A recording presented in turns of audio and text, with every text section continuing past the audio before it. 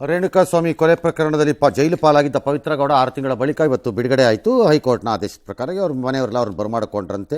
ಅವರೇನೇನೋ ದೇವಸ್ಥಾನಕ್ಕೆಲ್ಲ ಹೋಗಿ ಪೂಜೆ ಗೀಜೆ ಎಲ್ಲ ಮಾಡಿದ್ರಂತೆ. ಸಂತೋಷ ಮಾಡಲಿ. ಅವರೇನೋ ಆ ಟೈಮಲ್ಲಿ ಅರ್ಚನೆ ಮಾಡಿಸಿದ್ರಂತೆ. ಅವಾಗ ದರ್ಶನ್ ಆ ಹೆಸರನ್ನು ಹೇಳಿಸಿ ಅರ್ಚನೆ ಮಾಡಿಸಿದ್ರಂತೆ. ಮಾಡಿಸ್ಬೋದು, ಅವ್ರ ಇಷ್ಟ. ನಾವೇಂಗೆ ಹೇಳೋದು ಇವ್ರ ಹೆಸರು ಮಾಡಿಸ್ರಿ ಅವ್ರ ಹೆಸರು ಮಾಡಿಸಿ ಅಂತ ಹೇಳೋಕ್ಕಾಗತ್ತಾ? ಆ ಟೈಮಲ್ಲಿ ಅವರೇನು ಹೆಚ್ಚಿಗೆ ಮಾತಾಡಲಿಲ್ವಂತೆ. ಬೆಂಗಳೂರು ಬಿಡೋಂಗಿಲ್ಲ. ಕೊನೆಗೆ ಹೋಗಿ ಲಾಸ್ಟ್ಲಿ ಅವರು ಥ್ಯಾಂಕ್ ಯು ಅಂತ ಮೀಡಿಯಾಗೆ ಥ್ಯಾಂಕ್ ಯು ಹೇಳ್ಬಿಟ್ಟು ಹೊಟ್ಟೋದ್ರಂತೆ. ಮತ್ತು ಅವ್ರದ್ದು ಅವ್ರ ಹಿಂದೆ ಪತಿ ಆಗಿದ್ದವರು ಅವರೇನೋ ಬೆಂಗಳೂರಿಗೆ ಬಂದಿದ್ದರಂತೆ.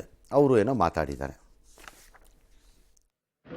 ಮೋಹನ್ ಕುಮಾರ್ ನಾಮಧೇಯಸ್ಯ, ಶೋಭಾ ನಾಮಧೇಯಸ್ಯ, ಯಶವಂತ್ ನಾಮಧೇಯಸ್ಯ, ವಿಶಾಲ್ ನಾಮಧೇಯಸ್ಯ ಸಹ ಕುಟುಂಬೇನ ವರ್ಗೇಣ ಏವಂ ಗುಣವಿಶೇಷಣ ದರ್ಶನ ನಾಮಧೇಯಸ್ಯ ದೇವದಾದರ ದೋಷಾವರ್ಯ ಅಥ ದೇವದಾರ.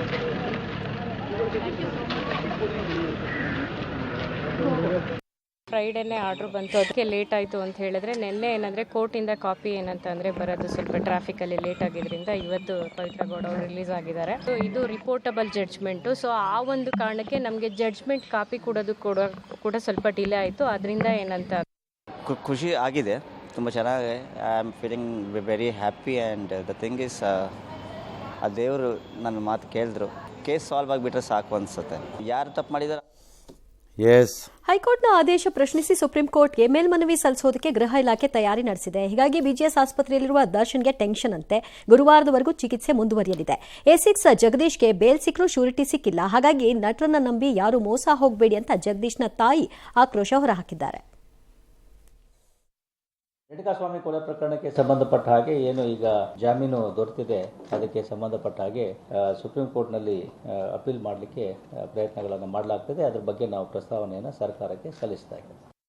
ಹುಡುಗರು ಯಾರು ನೆಮ್ಕೊಂಡು ಈ ತರ ಮೋಸ ಹೋಗ್ಬಾರ್ದು ಸರ್. ನನ್ನ ಮಗ ಹೋಗಿದ್ದಾನೆ, ಇನ್ನು ಮುಂದೆ ಯಾರು ಈ ತರ ಹೋಗ್ಬಾರ್ದು. ದರ್ಶನ್ ಸರೇ ನಮಗೆ ಇದು ಮಾಡ್ಬೇಕು ಸರ್. ಅವ್ರ ಮಾತಿಗೆ ಬೆಲೆ ಕೊಟ್ಟು ಹೋಗಿದ್ದಾರೆ. ಇವತ್ತಿನ ದಿವಸ ಅವರೇ ನಮಗೆ ಕಾಪಾಡ್ಬೇಕು. ಲಾಯರ್ ಸಾಹೇಬ್ರು ಬಿಡಿಸ್ಕೊಟ್ಟಿದ್ದಾರೆ, ಪಾಣಿ ಕೇಳ್ತಾ ಇದ್ದಾರೆ. ಯಾರು ಮುಂದೆ ಬಂದು ಮಾಡ್ತಿಲ್ಲ ಸರ್. ನನ್ನ ಮಗನ ಬಿಡಿಸ್ಕೊಡ್ಬೇಕು ಸರ್ ಅವರಷ್ಟೇ. ಎಲ್ಲ ಕಡೆ ಹೇಳಿದ್ದೀನಿ, ಮತ್ತೊಮ್ಮೆ ಹೇಳ್ತೀನಿ, ಕಾಲಾಯ ತಸ್ಮೈ ನಮಃ. ಎಲ್ಲದಕ್ಕೂ ದೇವ್ರು ನೋಡ್ಕೊತ ನಾವು ಉತ್ತರ ಕೊಡ್ತೇನೆ. ಕೆಟ್ಟದ್ದು ಬರದೆ ಒಳ್ಳೆ ದಾರಿ ಕರ್ಕೊಂಡು ಹೋಗಕ್ಕೆ, ಒಳ್ಳೆ ದಿನಗಳನ್ನ ತೋರ್ಸಕ್ಕೆ. ಇನ್ನು ಸಂವಿಧಾನ ಜಾರಿಯಾಗಿ 75 ವರ್ಷ ತುಂಬುತ್ತಾ ಇರುವ ಹಿನ್ನೆಲೆಯಲ್ಲಿ ರಾಜ್ಯಸಭೆಯಲ್ಲಿ ಗೃಹ ಸಚಿವ ಅಮಿತ್ ಶಾ ಅವರು ಮಾತನಾಡಿದರು. ವಿಶ್ವದಲ್ಲಿ ಎಲ್ಲೂ ಇಲ್ಲದ ಸಂವಿಧಾನ ನಮ್ಮದು. ಆದರೆ ಸಂವಿಧಾನ ತಿದ್ದುಪಡಿ ಶಕೆ ಶುರುವಾಗಿದ್ದೇ ನೆಹರು ಕಾಲದಲ್ಲಿ. ಇಂದಿರಾ ಕಾಲದಲ್ಲಿ 24 ತಿದ್ದುಪಡಿಯನ್ನು ತರಲಾಗಿತ್ತು. ಕಾಂಗ್ರೆಸ್ ಅಭಿವೃದ್ಧಿ ಸ್ವಾತಂತ್ರ್ಯವನ್ನ ಕಸಿದುಕೊಂಡಿತ್ತು. ಈಗ ಅಭಿವ್ಯಕ್ತಿ ಸ್ವಾತಂತ್ರ್ಯವನ್ನ ಕಸಿದುಕೊಂಡಿತ್ತು. ಈಗ 55 ವರ್ಷದ ಯುವಕ ಅಂತ ಹೇಳ್ಕೊಳ್ಳೋ ರಾಹುಲ್ ಗಾಂಧಿ ಸುಳ್ಳು ಹಬ್ಬಿಸ್ತಾ ಇದ್ದಾರೆ. ಸೋತಾಗ ಇವಿಎಂ ಮೇಲೆ ಆರೋಪ ಮಾಡ್ತಾರೆ, ಗೆದ್ದಾಗ ಹೊಸ ಬಟ್ಟೆ ಹಾಕೊಂಡು ಪ್ರಮಾಣ ವಚನ ಸ್ವೀಕಾರ ಮಾಡ್ತಾರೆ ಅಂತ ಕಿಡಿಕಾರಿದ್ರು. ಇದಕ್ಕೂ ಮುನ್ನ ಮಾಜಿ ಪ್ರಧಾನಿ ದೇವೇಗೌಡರು ಕೂಡ ಮಾತನಾಡಿದ್ರು. ಸಂವಿಧಾನದ ಬಲದಿಂದಲೇ ನಾನು ಮುಖ್ಯಮಂತ್ರಿ ಪ್ರಧಾನಿಯಾದೆ. ತುರ್ತು ಪರಿಸ್ಥಿತಿ ಕರಾಳತೆ ನಮ್ಮ ಬಂಧನವನ್ನ ನೆನಪು ಮಾಡಿಕೊಂಡ್ರು. संविधान संशोधन नंबर 1 वो अभिव्यक्ति की आजादी को कर्टेल करने के लिए ही लाया गया था और जवाहरलाल नेहरू के लिए लाया गया। मान्यवर 24वां संविधान संशोधन Jawaharlal Nehru in the last 75 years he brought to the notice of the August House.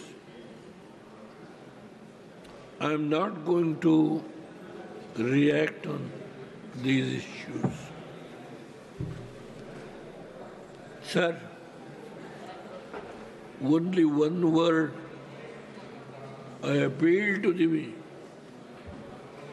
President and the leader of this house.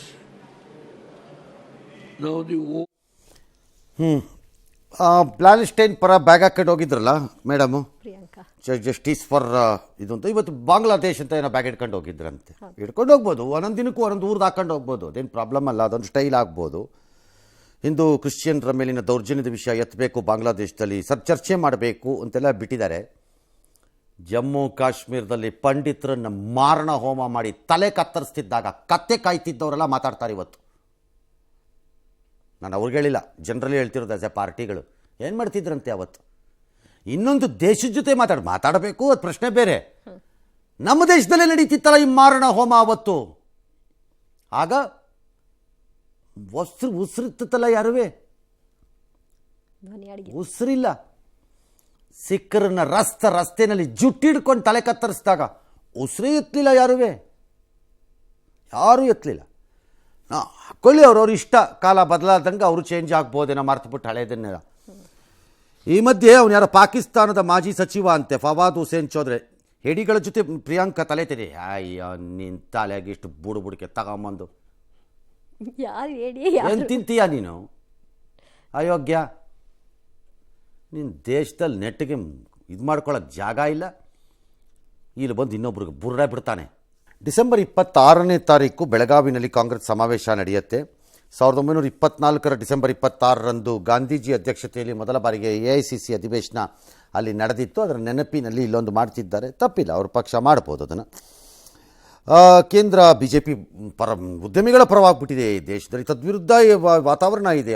ಅಹಿಂಸಾತ್ಮಕ ಹೋರಾಟಕ್ಕೆ ಅವತ್ತು ಕಾಲು ಕೊಟ್ಟಿದ್ದರು ಗಾಂಧೀಜಿ ಡ್ಯಾಶ್ ಡ್ಯಾಶ್ ಡ್ಯಾಶ್ ಅಂತ ಅವ್ರ ಪಕ್ಷದ ನಾಯಕರುಗಳು ಹೇಳ್ಕೊಂಡಿದ್ದಾರೆ. ಅವ್ರೇನು ಬೇಕಾದ್ರೂ ಹೇಳ್ಕೊಬೋದು. ಅಲ್ಟಿಮೇಟ್ಲಿ ಜನ ತೀರ್ಮಾನ ಮಾಡೋದು. ದೇಶ ಯಾವ ದಿಕ್ಕಿಗೆ ಹೋಗ್ತಿದೆ, ಇವ್ರು ಬೇಕಾ ಅವ್ರು ಬೇಕಾ ತೀರ್ಮಾನ ಮಾಡೋದು ಜನ. ನಿಮ್ಮ ಭಾಷಣದಿಂದ ಏನು ಬರ್ಕಾಗಲ್ಲ ಅಲ್ಲಿ. ಅಲ್ಟಿಮೇಟ್ಲಿ ಜನ ಏನು ತೀರ್ಮಾನ ಮಾಡ್ತಾರೋ ಅದು ಮಾಡ್ತಾರೆ ಅಷ್ಟೇ. ಬಿಹಾರದ ಬೋಧ್ಗಯಾಕ್ಕೆ ಸಿಂಪಲ್ ಆಗಿ ಬಂದಿಳಿದ ಶ್ರೀಲಂಕಾದ ಅಧ್ಯಕ್ಷರನ್ನ ಬಿಹಾರ ಸಚಿವರು ಗುರುತಿಸದೇ ಇರುವಂತಹ ಪ್ರಸಂಗ ನಡೀತು. ಏರ್ಪೋರ್ಟ್ಗೆ ಅವ್ರು ಬಂದರು. ಆಗ ಉಭಯ ಕುಶಲೋಪರಿಯನ್ನ ವಿಚಾರಿಸಿದ್ರು ಬಿಹಾರದ ಪ್ರವಾಸೋದ್ಯಮ ಸಚಿವ ಪ್ರೇಮ್ ಕುಮಾರ್ ಅವರು. ಅದಾದ ನಂತರದಲ್ಲಿ ಅವರ ಪಕ್ಕದಲ್ಲೇ ನಿಂತಿದ್ರು. ಅವರೇನಾ ಅಂತ ಕನ್ಫರ್ಮ್ ಮಾಡ್ಕೊಳಕ್ ಆಗ್ಲಿಲ್ಲ. ಅವ್ರ ಪಕ್ಕದಲ್ಲಿದ್ದ ಅಧಿಕಾರಿ ಅವರೇ ಸರ್ ಅಂತ ಕನ್ಫರ್ಮ್ ಮಾಡಿದ ಮೇಲೆ ಅವರಿಗೆ ಶಾಲು ಹೊದಿಸಿ ಸನ್ಮಾನಿಸಿದ್ದಾರೆ. ಅಲ್ಲ, ಈ ಅಧ್ಯಕ್ಷರು ಹೊಸೊಬ್ಬರು ಭಾಳ ಬೇಗ ಗೊತ್ತಾಗ್ಲಿಕ್ಕಿಲ್ಲದೆ ಇರ್ಬೋದು. ಎಲ್ಲ ಪ್ರೋಟೋಕಾಲ್ ಫಾಲೋ ಮಾಡಕ್ಕೆ ಹೋಗೋ ಗಿರಾಕಿಗಳು ನೋಡ್ಕೊಂಡಾರು ಹೋಗ್ಬೇಕಲ್ಲ ಫೋಟೋನ. ಯಾರನ್ನು ರಿಸೀವ್ ಮಾಡ್ತಿದ್ದೀನಿ, ಏನು ಕತೆ ಅಂತ. ನಮ್ಮ ನಾಳೋ ಜನರ ಕತೆ ಇವೆಲ್ಲ. ಎಸ್ ತಗೊಳ್ಳಿ. ಇದೇ ಶುಕ್ರವಾರ ರಿಲೀಸ್ ಆಗ್ತಿರುವ UI ಚಿತ್ರದ ಮುಂಗಡ ಟಿಕೆಟ್ ಬುಕಿಂಗ್ನಲ್ಲಿ ದಾಖಲೆ ಕೂಡ ಮಾಡ್ತಾ ಇದೆ. ಸೋಮವಾರದಿಂದ ಕರ್ನಾಟಕದಲ್ಲಿ ಟಿಕೆಟ್ ಬುಕಿಂಗ್ ಪ್ರಕ್ರಿಯೆ ಓಪನ್ ಆಗಿದ್ದು, ಓಪನ್ ಆದ ಕೆಲವೇ ಹೊತ್ತುಗಳಲ್ಲಿ 10 ನಿಮಿಷದಲ್ಲಿ ಫಸ್ಟ್ ಡೇ ಫಸ್ಟ್ ಶೋ ಎಲ್ಲಾ ಟಿಕೆಟ್ಗಳು ಕೂಡ ಸೋಲ್ಡ್ ಔಟ್ ಆಗಿದೆ. ಈಗ ದಾಖಲೆ ಮಾಡಿದೆ. 24 ಗಂಟೆಯಲ್ಲಿ 50 ಲಕ್ಷ ಅಡ್ವಾನ್ಸ್ ಬುಕಿಂಗ್ ಆಗಿದೆ. 24,000 ಟಿಕೆಟ್ ಬಿಕ್ರಿಯಾಗಿದೆ. KGF ಸಿನಿಮಾ ನಂತರ ಈ ಪ್ರಮಾಣದಲ್ಲಿ ಟಿಕೆಟ್ ಮಾರಾಟ ಆಗಿರೋದು UIನ ಹೆಗ್ಗಳಿಕೆ. ಕರೆಕ್ಟ್ ಆಗಿ ಏನಾಗಿದೆ ಅಂತಂದ್ರೆ, ಒಂದು ಒಳ್ಳೆ ಸುದ್ದಿ ಬಂತು. ಕನ್ನಡ ಚಲನಚಿತ್ರ ರಸಿಕರು ಅದು ಉಪೇಂದ್ರ UI ಪಿಕ್ಚರ್ಗೆ ಇಂಥ ಒಳ್ಳೆ ರೆಸ್ಪಾನ್ಸ್ ಕೊಟ್ಟಿದ್ದಾರೆ ಅಂತಂದ್ರೆ, ಬುಕ್ ಮೈ ಶೋನಲ್ಲಿ ಟಿಕೆಟ್ಸ್ ಓಪನ್ ಮಾಡಿದ್ರು ಅಷ್ಟೇ. ಮಾರ್ನಿಂಗ್ ಶೋಗೆ ಓಪನ್ ಮಾಡಿ ಅರ್ಧ ಗಂಟೆನಲ್ಲೇ ಕಂಪ್ಲೀಟ್ ಎಲ್ಲಾ ಥಿಯೇಟರ್ ಹೌಸ್ಫುಲ್ ಆಗಿದೆ. ಬೆಳಗಿನ ಜಾವ 6:30 ಶೋಗೆ 20ನೇ ತಾರೀಕಿಗೆ ಅಂತ ಓಪನ್ ಮಾಡಿದ್ದಕ್ಕೆ ಎಲ್ಲ ಶೋಸು ಹೌಸ್ಫುಲ್ ಆಗಿದೆ. ಬಹಳ ಅದ್ಭುತವಾದ ರೆಸ್ಪಾನ್ಸ್ ಬಂದಿದೆ. ಆಸ್ಟ್ರೇಲಿಯಾ ನ್ಯೂಜಿಲೆಂಡ್ ಅಲ್ಲೂ ಕೂಡ ಒಂದು ವಾರದ ಮುಂಚೆನೆ ಟಿಕೆಟ್ ಸೋಲ್ಡ್ ಔಟ್ ಆಗಿದೆ. ದೇಶದಲ್ಲಿ ಸೈಬರ್ ವಂಚಕರ ಹಾವಳಿ ಅಂತೂ ಜಾಸ್ತಿ ಆಗ್ತಾ ಇದೆ. ರಾಷ್ಟ್ರಪತಿ ದ್ರೌಪದಿ ಮುರ್ಮು ಅವರ ಹೆಸರಲ್ಲಿ ದುರ್ಬಳಕೆ ಮಾಡಿಕೊಂಡು ಫೇಸ್ಬುಕ್ನಲ್ಲಿ ಜಾರ್ಖಂಡ್ನ ನಿವಾಸಿ ಮಂಟು ಸೋನಿ ಅನ್ನೋರಿಗೆ ಜೈ ಹಿಂದ್ ಹೇಗಿದ್ದೀರಾ ಅಂತ ಮೆಸೇಜ್ ಕಳಿಸಿದ್ದಾರೆ. ವಾಟ್ಸ್ಆಪ್ ನಂಬರ್ ಪಡ್ಕೊಂಡಿದ್ದಾರೆ. ಅದಾದ ನಂತರದಲ್ಲಿ ಇಷ್ಟು ಹಣ ಹಾಕಬೇಕು ಅಷ್ಟು ಹಣ ಹಾಕಬೇಕು ಅಂತ ಒತ್ತಾಯಿಸಿ ಹಣವನ್ನು ಹಾಕಿಸ್ಕೊಂಡಿದ್ದಾರೆ. 83 ವರ್ಷದ ವೃದ್ಧೆಗೆ CBI ಪೊಲೀಸರ ಹೆಸರಲ್ಲಿ 1,24 ಲಕ್ಷ ಹಣ ವಂಚನೆಯಾಗಿದೆ. ಈ ಸಂಬಂಧ ದೂರು ಕೂಡ ದಾಖಲಾಗಿದೆ. ಪೊಲೀಸರು ಸದ್ಯ ಕಾರ್ಯಾಚರಣೆಯನ್ನು ನಡೆಸ್ತಾ ಇದ್ದಾರೆ. ಯಾವ ಪೊಲೀಸರು? CBI sir. CBI ಪೊಲೀಸರ ಹೆಸರಲ್ಲಿ ಮಾಡಿದ್ದು ಸರ್. ಇದು ಜಾರ್ಖಂಡ್ ಪೊಲೀಸರು ಈಗ ಕಾರ್ಯಾಚರಣೆ ಕೈಗೊಂಡಿದ್ದಾರೆ. ಜಾರ್ಖಂಡ್ ಮೂಲದ ವ್ಯಕ್ತಿ ಅವರು. ಓಕೆ. ಚುಚ್ಕತಾ ಇದ್ರೆ ಬರ್ತಾನೆ, ಕಾಸು ಕೇಳ್ತಾನೆ, ಕವಡೆನೂ ಕೇಳ್ತಾನೆ. ನೀವು ಚುಚ್ಕೊಳ್ಳಿ ಎಲ್ಲ ಹೇಳ್ತೀನಿ, ಕಂಡಿದ್ದಕ್ಕೆಲ್ಲ ಇನ್ನೇನಾಗತ್ತೆ. ಬಾಯಿ ಮುಚ್ಕೊಂಡಿದ್ರು ಸರಿ ಹೋಗುತ್ತೆ. ಭಾಳ ಸರಳ. ಕಂಡಿದ್ದ ಕಾಲೆಲ್ಲ ಚುಚ್ಕೊಂಡು ಅಲ್ಲ ಅಂತ ತಗೊಳ್ಳೋದು. ಕೆಲ್ಸಕ್ಕೆ ಬರ್ದಾರೆ ಅವನ್ನೆಲ್ಲ ಯಾಕಪ್ಪ ತಗೋಬೇಕು? ಆಮೇಲೆ ಕಂಡಿದ್ದಿಲ್ಲ ಲಿಂಕ್ ಅಂತದೇನೋ ಬರುತ್ತಂತೆ. ನನ್ನ ಮೊಬೈಲಲ್ಲಿ ಬರಲ್ಲ, ನನ್ನ ಮೊಬೈಲಲ್ಲಿ ಬಂದರೆ ಮುಟ್ಟೋದು ಇಲ್ಲ. ಅದಕ್ಕೆ ಚುಚ್ಕೊಳ್ಳೋದು ಹೋಗಿ ಅನುಭವಿಸ್ಬೇಕು. ಹೋಗ್ಬೇಕು, ನಿಮಗೆಲ್ಲ ಹೋಗ್ಬೇಕು, ಆಗಲೇ ಬುದ್ಧಿ ಬರೋದು.